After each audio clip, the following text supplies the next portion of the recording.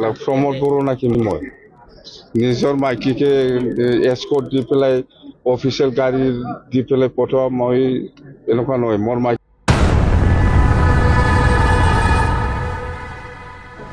দুই ফালে সাইডত মারছে আপনার গাড়িত কোন আছে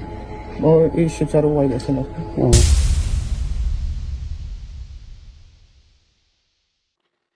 खुलुमबाय रायजोफोर गिबिसिनथाराव बिथांखिब्ल इउटुब चेनेलनिफ्राय दिनैनि बेलासिनि रायजो राजा बयनिसिमबो गोजोननाय बावहरनाय जाबाय। स' रायजोफोर दिनै जोङो सावरायगोन बिपिएफनि सीएमआ बेसेबां सैथो बाथ्रा बुङो। दा बिनिनो सिगां आङो राभा हासं काउन्सिलनि सासे सीएम टंकेश्वर राभा सारा मा खोथा बुंदों बेखौ नोंथांमोननोहाय आङो भिडिअखौहाय दिन्थिनानै होग्रोनो सानदों। बेनि उनाव जों आरोबाव हाग्रामा महिलारिनि बिसि आरो प्रमोद बर' सारनि बिसि बिसोर सानैनि गेजेरावहाय सोर सासेया एस्कर्ट लानानै बेरायो बेनि सायावबो जोङो सावरायगोन। सैथोआ सोर बुंदों आरो नंखायखौ सोर बुंदों बेखौ जोङो सायख'नानैहाय दिनैहाय बाथ्रा सावरायलायगोन। बे समाव खोनासंग्रो राभा हासं काउन्सिलनि सीएम टंकेश्वर राभा सारा मा बुंदों। আপোনালোকে দেশী মানুহখিনি মিয়াৰ পৰা দূৰত থাকিব নে নাই থাকিব গতিকে এইটো ভয় খাব দৰকাৰ নাই মই আছো দেশীয়ে মিয়াক কিন্তু গুৰুত্ব দিব নেকি দিব নিদিব মিয়াটো সোমাব নিদিব কিন্তু মিয়া সোমালে কিন্তু একে গণ্ডগোল হ'ব যেনে আমাৰ এই যে উচ্ছেদ হ'ল তাত যিখিনি খিলঞ্জীয়া দেশী মানুহ আছে সেইখিনি সংস্থাপন হ'ব মিয়াক এটা নহয় মই দায়িত্ব লৈছো যিখিনি কিবা কাৰণ সি ছাৰ্ভে নহ'ল ছাৰ্ভে কৰিব দিয়া হৈছিল সেইকাৰণে মই ছাৰ্ভে কৰিব দিছো।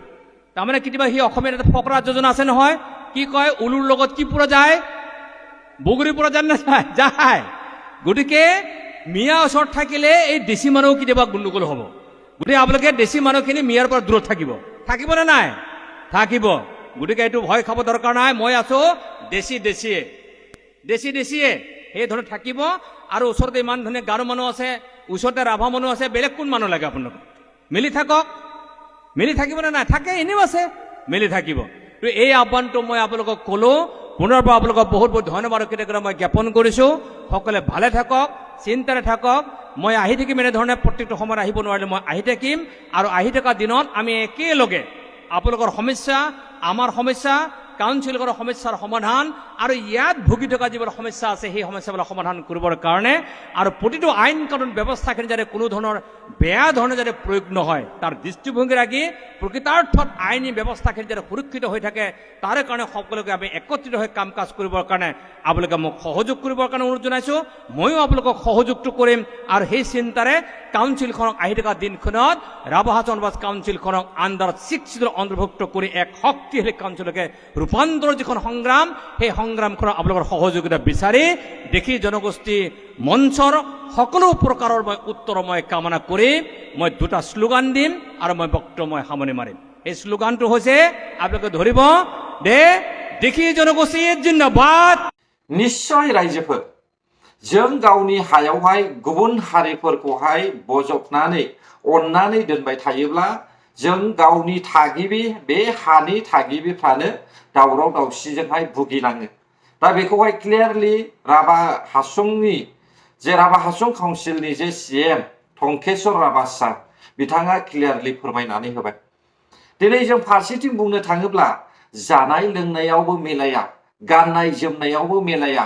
भाषा रायज्लायनायावबो मिलाया थाबायनाय फाव फेशनावबो मिलाया अब्ला माब्रै जोङो गुबुन जातिफोरखौहाय जोंनि हायावहाय दोननानै जों बिसोरजोंहाय गोरोबफानो हानो नंगौना नङा। जोंनि जानाय लोंनायखौहाय बिसोरो मुगैयो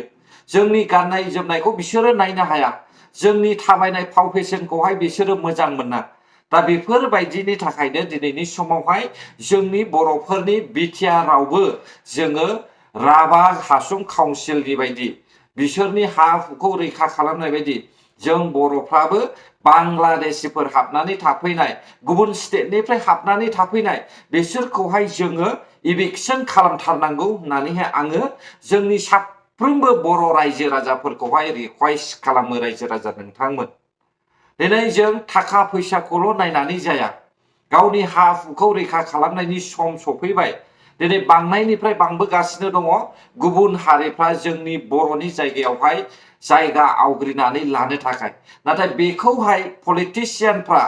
गेम गेलेगासिनो दङ बर' जातिखौहाय धंस खालामनो थाखाय दा बेखौ सोर नोजोर होनांगोन रायजो राजा साफ्रोमबो बेखौहाय नोजोर होनांगोन सोर लिडारा मा खामानि मावदों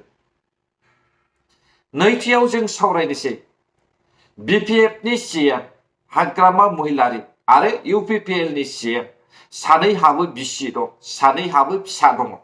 नोंथांमोना सावगारियाव नुदों नंगौना नङा अब्ला रायजो राजाफोर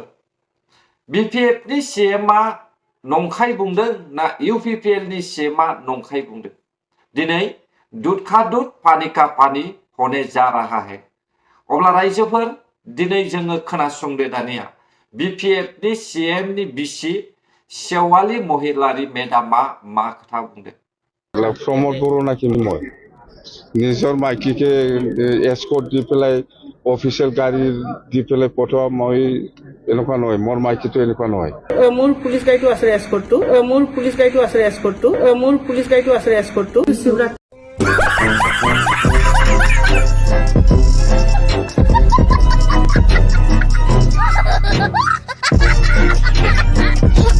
আছে আমাৰ মই উল্টা বাবাৰ শিষ্য হিচাপে সিদিনাখন মই মন্দিৰটো ময়ে বনাইছো সেইকাৰণে ৰাইজে বিচৰাৰ কাৰণে মই আজি গৈছিলো তাৰ যা যোগাৰ চাবৰ কাৰণে যে কি হৈ আছে কালিৰ কাৰণে প্ৰগ্ৰামৰ কাৰণে কি কি বনাব লাগে তাৰপিছত মই গ'লো গৈ পেলাই খবৰ ললো কি কি প্ৰগ্ৰাম কৰিব লাগে মই সব চাই পেলাই তাৰপিছত আমি ওলালো সৰৰ পৰা কিছুমান মানুহ আহিলে আমাৰে মানুহ হয় তাৰপিছত ইহঁতে ক'লে বাইদেউ আহাও নহয় আমাৰ ঘৰতে অলপ সোমাই যাওক তাৰপিছত মই গ'লো তাতে সোমাই পেলাই আমি যেতিয়া ৰিটাৰ্ণ কৰো তেতিয়া উল্টা পানী পাওঁতে আমি 6টা বাজিছিল 6টা বাজি পেলাই আমি মন্দিৰটো ক্ৰছ কৰিলো মন্দিৰ ক্ৰছ কৰাৰ পিছত হাৰ্ডলি 10 মিনিটছ গৈছো তাৰপিছতে আমাক মানে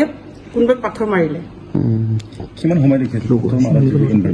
এনভাইৰনমেন্টটো আমিতো স্পীডত মানে গৈ আছো গাড়ীটোতো চলি আছে তেতিয়া মানে জোৰছে ধাম কৰি পাথৰ মাৰিল ক্লাছত তাৰপিছত আমি চক খাই গলো তাৰপিছত দেখিলো পাথৰবিলাক এনেকা উৰি উৰি গৈ আছে ৰাতিটো ৰাখি মানে ৰখি পেলাই চোৱাৰ কোনো মিনিঙে নাই কাৰণ আমাৰ মোৰ পুলিচ গাড়ীটো আছে এস্কৰ্টটো কাৰণ ৰাস্তাটো বেয়া কাৰণে ধূলি উৰে যায় দেখা নাপায় আগৰটো बेफोर बाथ्राखौ जोङो बिजिरनानै नायोब्ला जागायजेननाया BPF नि CM आनो जाय CM जासेयावबो जाय CM आ गुबुन सासे CM खौहाय पलिटिक्स सरजाबनानैहाय सासे आइजोखौहाय बदनाम खालामनोहाय हास्थायदोंमोन नाथाय दिनै बे बदनाम खालामनो सेस्ता खालामग्रा CM नि बिसियानो दिनै फोरमान होबाय दे थांनाय काउन्सिल इलेक्शननि सिगां इलेक्शन जासि समावहाय मोनाबिलि समावहाय एस्कर्ट गारि लानानै थांनाय सेवाली महिलारि मेडामा दिनै फोरमान होबाय दे हाग्रामा महिलारिनि बिसियानो एस्कर्ट गारि लानानै बेरायग्रा नाथाय जोङो UPPL नि CM खौ माब्लाबाबो नुवाखै आरो बिसोरो फोरमानबो होनो हानाय नङा एकमात्र हयथ' रायजो राजाफ्रा UPPL नि CM नि बिसिखौहाय भट होनाय समावल' नुदों जानो हागौ ना रायजोफोर अब्ला दिनैनि समाव सोर नंखाय बुंदों सोर आरो नंगौखौ बुंदों गासैबो फेक गोजा BPF नि CM नि खोथा बुंनाया मिथिबायना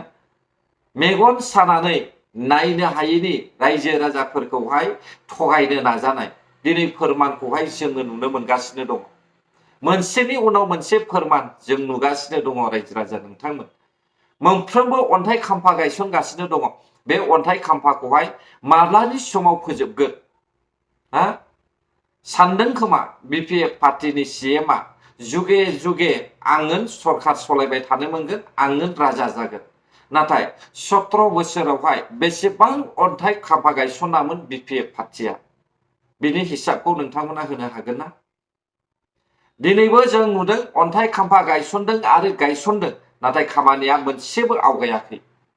मोनसेबो खामानि दासिमबो आवगायाखै BPF पार्टीनि समाव गसाइगावआवहाय मा अबस्था जागासिनो दङ नोंथांमोना ससियेल मिडियायावबो नुगासिनो दंखायो रायजोफोर फारसेथिं सिन्डिकेट फारसेथिं जिनाहारिनि दावराव बेनो जाहैबाय BPF नि सरकार अब्ला रायजो राजा नोंथांमोन दिनै नोंसोरो बर' हारिनि गेजेरावहाय माबायदि सरकारखौहाय मोजां मोनदों बेनि कमेन्ट्सखौहाय कमेन्ट बक्सआव हरनो हागोन मोजां होब्लाबो गाज्रि होब्लाबो आंनि कमेन्ट बक्सआ एनि टाइम अपेन रायजो राजा नोंथांमोननि थाखाय अपेन मोजांखौ मोजां एन्सार होगोन गाज्रिखौ गाज्रिजोंनो एन्सार होगोन बेनो आंनि थांखि जायखौ आङो पि थांखि ब्लग होननानै लिरदों आङो